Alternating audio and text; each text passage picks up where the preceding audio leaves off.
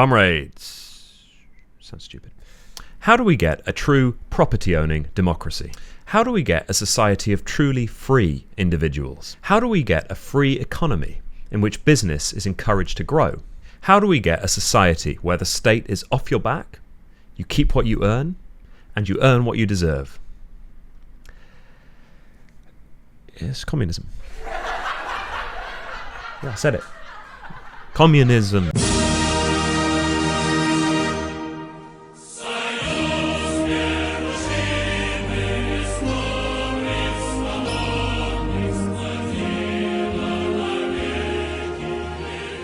So I know it doesn't sound very intuitive.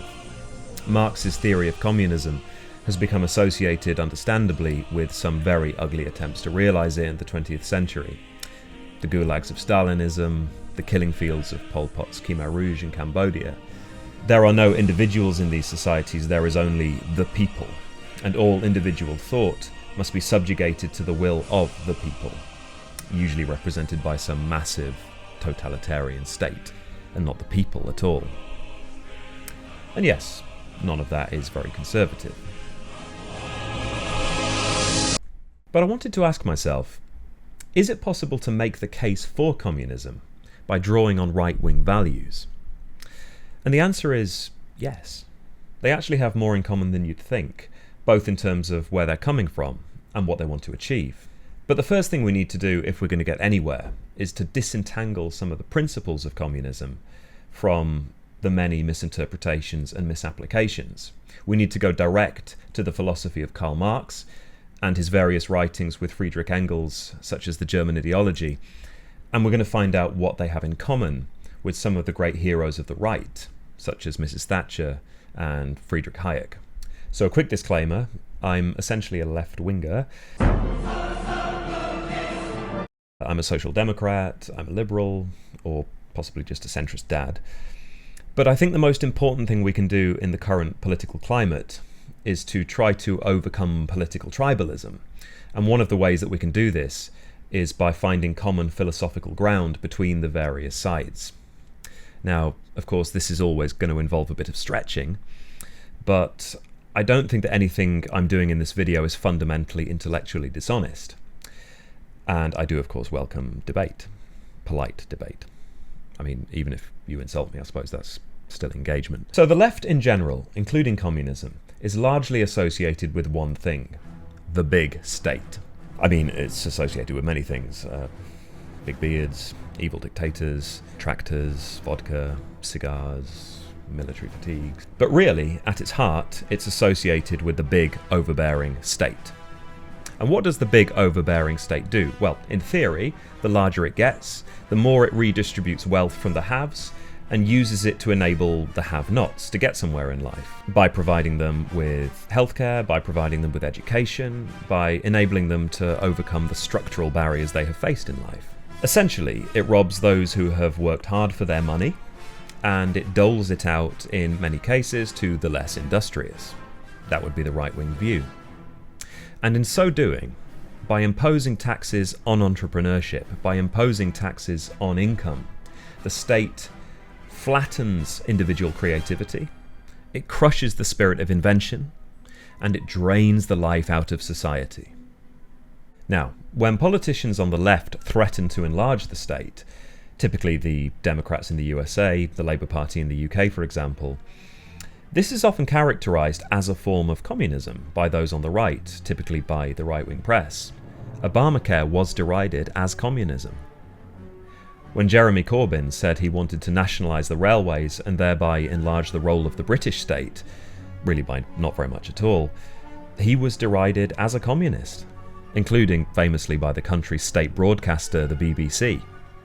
Although, to be fair, this is not an image that Corbyn has ever really shied away from. So there is a clear link in people's minds between communism and the big overbearing state. And it stands to reason. The Soviet Union and the People's Republic of China were the epitome of the big state. So on the one hand, it's the fault of history. On the other, it may be a willful misconception put about by the right-wing press and its billionaire owners. So it's to sort of consciously bamboozle the public into dismissing any left-wing politician as essentially communist. That may be so, whatever. But for a variety of reasons, the big state misconception exists. So let's address this question. How big a state did Karl Marx, the father of communism, really want? So let's have a look. Smaller, smaller, smaller. That's right. No state at all. The existence of the state, he said, is inseparable from the existence of slavery. This is a sentiment shared by many on the hard right, such as the economist Friedrich Hayek, whose book The Road to Serfdom made the very case that the ever-growing expansion of the state in the 20th century engendered the enslavement of society. Marxist communism, like the right wing, comes from a place of extreme mistrust for the big state. Now, surely this is a sleight of hand, you say. Surely Marx's reason for opposing the state is not the same as the right-wing reason for opposing the state. For Marx, the state is the agent of the ruling class, the enforcer of industry, the shadow cast by big business onto society, as the philosopher John Dewey said. In contrast, for the right, the state is the enemy of business. It's the great drab equalizer, the dead hand that flattens entrepreneurship, and is thus actually the opposite of Marx's reason for opposing the state. It's not pro-business, says the right, it's anti-business. However, let's think a little harder about this. For Marx, the state is not the upholder of all business interests. It's the upholder of big business, very big business. We're talking about those that constituted the ruling classes. In 19th century industrial Europe, this was the Krupp's arms manufacturers, for example, things like that. These were enormous businesses that had considerable power over public policy. Just as today, megacorporations like ExxonMobil and Meta have significant sway over the public space. So really, what Marx and the right share is their dislike for a monopoly of power.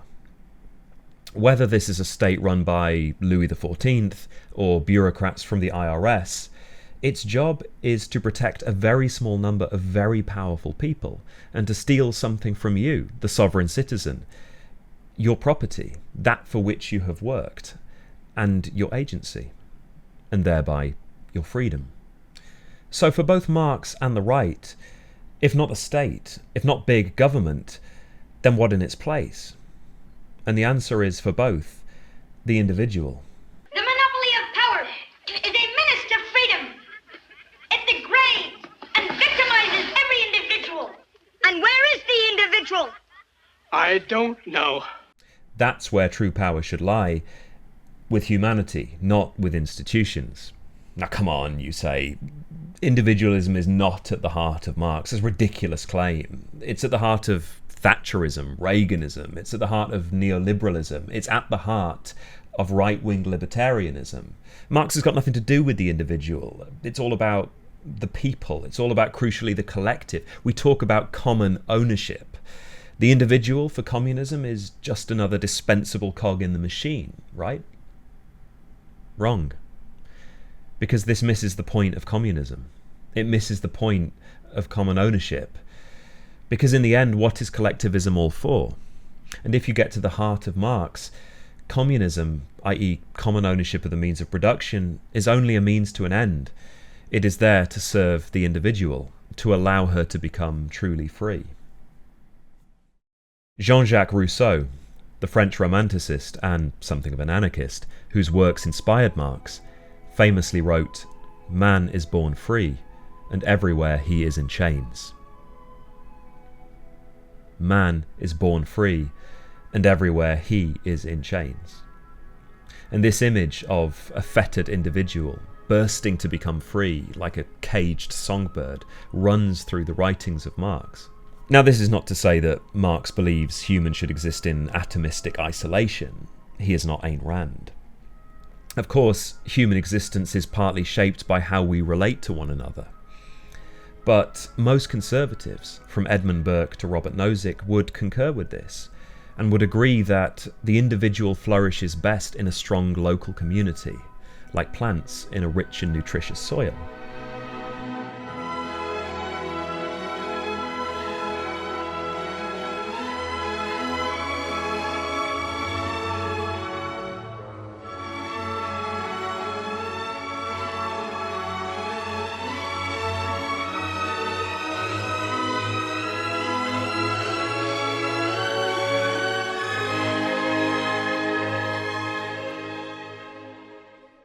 But under capitalist conditions, says Marx, individuals have become deformed into something lesser, members of a defined class, stripped of their potential, constricted in their being, alienated from their true selves.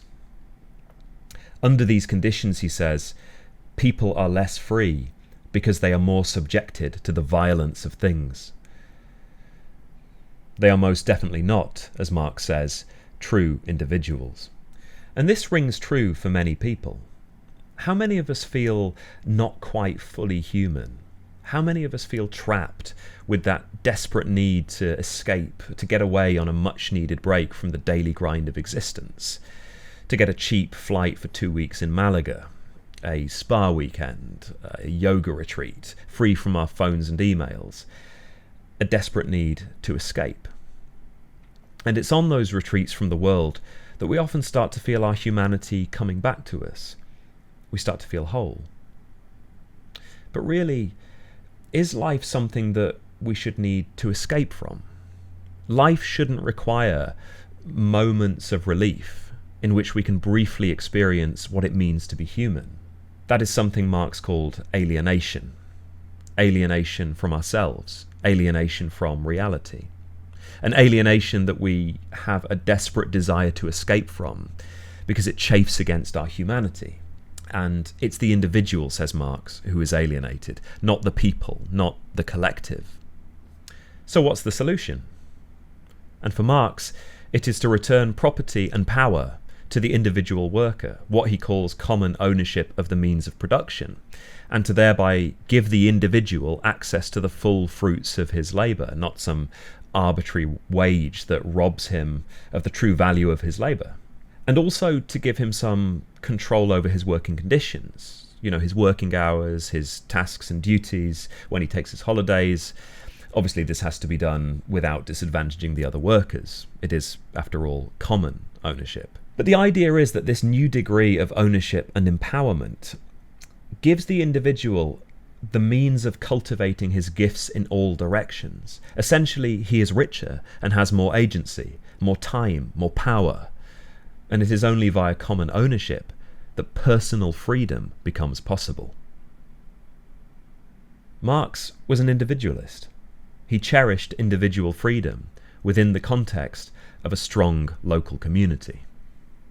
Now, being self-employed is a pretty good way to do this, but not many people are self-employed. In 2022, only 13% of the UK's workforce was self-employed, so that's 87% of people employed, earning a wage. And that's 87% of you, for Marx, who are being denied your right, the value that comes from your labour, your property. And this notion that property is the foundation of individual freedom has underpinned conservative thinking since its inception. The 19th century English historian Henry Maine, in his work Village Communities, stated, "Nobody is at liberty to attack property and to say at the same time he values civilization." And by property, we don't just mean a house or a car. In his book The Politics of Prudence, the American writer Russell Kirk talks about the importance of property to the conservative mindset, with language strikingly similar to that of Marx.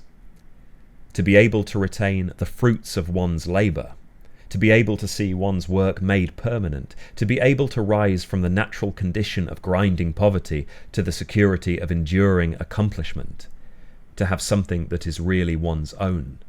These are advantages difficult to deny. And of course, if you get to keep the full fruits of your labour, then it's going to make buying that house or car that much easier. The democratisation of property was a driving principle of new right conservatives in the 80s and 90s. In a speech in 1975, Margaret Thatcher outlined her requirements for a free society. "A man's right to work as he will, to spend what he earns, to own property, to have the state as servant and not as master. These are the essence of a free economy, and on that freedom all our other freedoms depend." Why is she the only one I did a voice for? The selling off of nationalised industry and the opening up to public shareholders in 1980s Britain is an example of this, a huge release of wealth from the state back to the individual. Almost anyone around during this time will remember the advert Tell Sid, encouraging the public to inform the fictional Sid of his right to buy shares in the assortment of recently privatised industries, such as BT and British Gas. These British Gas shares, it couldn't be easier to do. Oh yeah, phone his number and they send you information on how to apply. If you see Sid, tell him, won't you? Now, it may sound absurd to those of you on the right, but communism is an extension of this mindset. The campaign to Tell Sid is a very diluted version of common ownership of industry. Communism's guiding principles are the right to own your own property, access to wealth, and democratic empowerment, to have something that is really one's own, as Russell Kirk put it. Having shares in British Gas or Royal Mail is not very much different in principle to giving individual workers a share in company profits, and thereby giving them control and ownership over their property. Imagine a Labour canvasser talking on the doorstep to those East German families when they settled in on freedom's side of the wall. You want to keep more of the money you earn? I'm afraid that's very selfish. You want to own shares in your firm? We can't have that. The state has to own your firm. Her vision, Mrs. Thatcher said, was to forge a true property-owning democracy, and thereby a free society. And who can argue with that? So, for Marx and his successors, communism is simply the rightful return of property and power to the individual. And it is this which allows people to fully realise themselves, secure and free and complete. And it is collective action that is the means of transferring business into the hands of those that do the work. Because, frankly, it's only with collective action that any of this is ever going to happen. And this is where communism and enforced collectivism have become inextricably fused in the global psyche through history's horrific incarnations of it, in which the state has absorbed all the property, supposedly on behalf of the people, and completely subjugated individual freedom, completely contrary to the spirit of Marx. So here's the million-dollar question. Is redistributing the means of production good for business? Is it a right-wing thing to do? And the answer is yes. This is good for business. Not only is it good for the individual, it's good for profit, and it's good for the economy. So how can Marxism be said to promote the growth of business and benefit those who own it? And the answer is common ownership. Now that may sound odd. Now how does that work? Giving it to the workers? Well, let's think about it very simply. Now imagine that you have shares in a company for which you work, a company like Walmart or Tesco. And rather than taking home a flat wage at the end of each month, you in fact have a share in the company. So at the end of the year, when ideally the company turns over a bigger profit margin than the year before, the pay packet you take home increases. Now what's that going to incentivize you to do? That's right, work harder. So the argument from the right is that socialism, including communism, it kills incentives. But common ownership should be an incentive to work harder. Yeah, right, you say. Like, where's the evidence? Well, seeing as you ask. Professor of economics at Leeds Business School, Virginie Perrotin, examined 2 decades worth of international data on worker-owned cooperatives and found that in Europe, the US and Latin America, worker cooperatives on average outperform conventional businesses. Professor Perrotin's findings cited such factors as increased productivity due to the workers having a meaningful stake in the business, with staff working harder and the organisation harnessing their skills more effectively, better operational and strategic decisions due to root and branch worker involvement in the running of the company, and greater ability to respond and adapt to economic circumstances, notably in that worker cooperatives react to slumps in the market by dropping wages rather than losing jobs, and then making up for lost pay when the market picks up by sharing the profits. In short, collectivism is good for business. Retailer John Lewis, social care organisations like Leading Lives, and whole food suppliers like Suma are probably some of the most cited examples of leading cooperatives.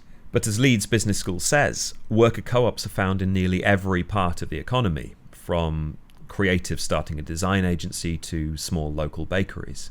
A further point to make for the Conservatives is, as Professor Perrotin says, employee-owned businesses provide good quality, stable employment, which is likely to have beneficial effects on local communities.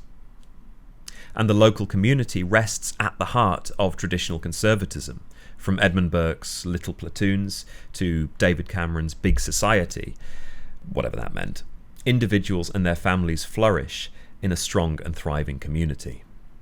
So just a side note here, there is obviously a place for government in modern society, not only to maintain law and order, which is extremely important if you're a conservative, but also just to ensure that people don't starve, to provide a bare minimum for the worst off. And if you are a traditional one-nation conservative, you should agree with this. Now, Marx and co. would disagree. They would say this should be handled in the local community. But the UK did used to have a locally run health service. It didn't really work, and that's why the NHS was created. There is a strong case for a regulated, nationalised health service, for example. But here's the thing.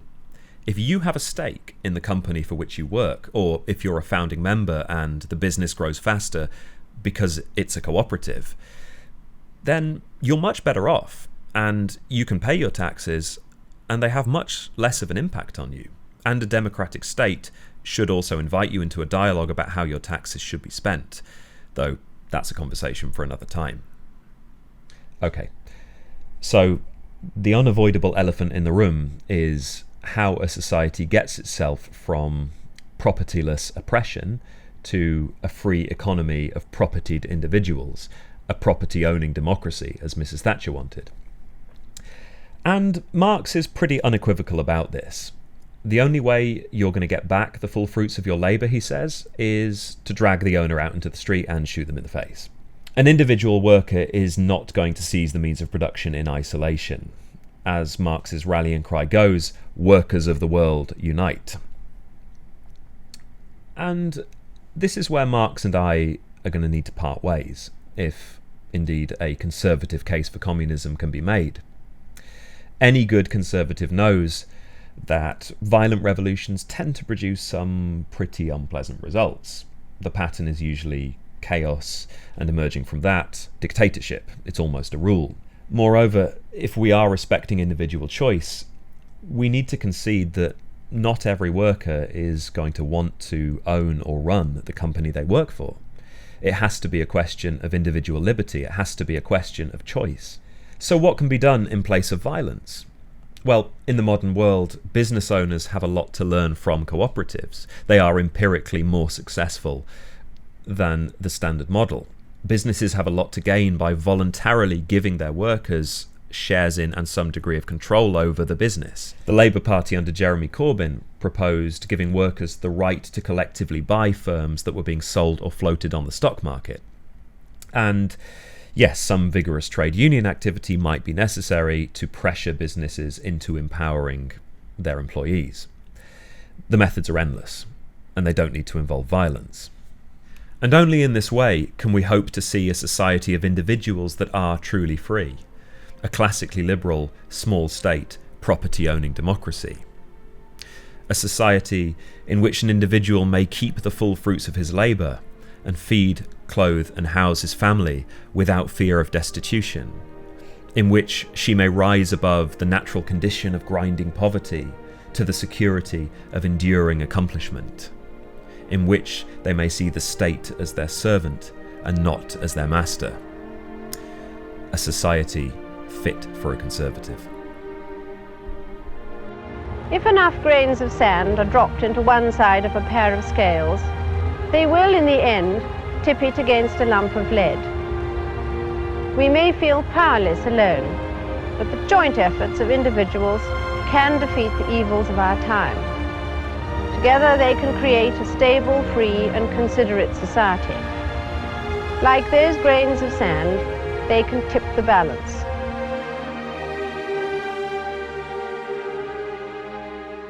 So, in summary, Communism is just as opposed to the big state and to a monopoly of power as any conservative.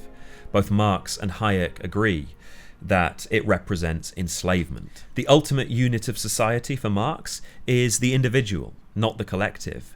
The collective is merely the means of securing individual freedom. The bedrock of individual freedom for both communists and conservatives is property.